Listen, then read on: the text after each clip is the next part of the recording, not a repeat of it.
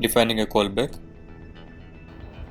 We will fetch open orders from database and later we will verify whether they are exceeding our limit. If they are beyond our limit, we won't purchase. If they are within limit, we will make the purchase.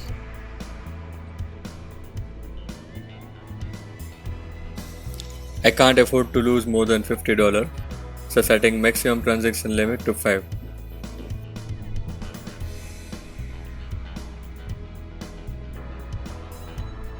Subscribing to Redis.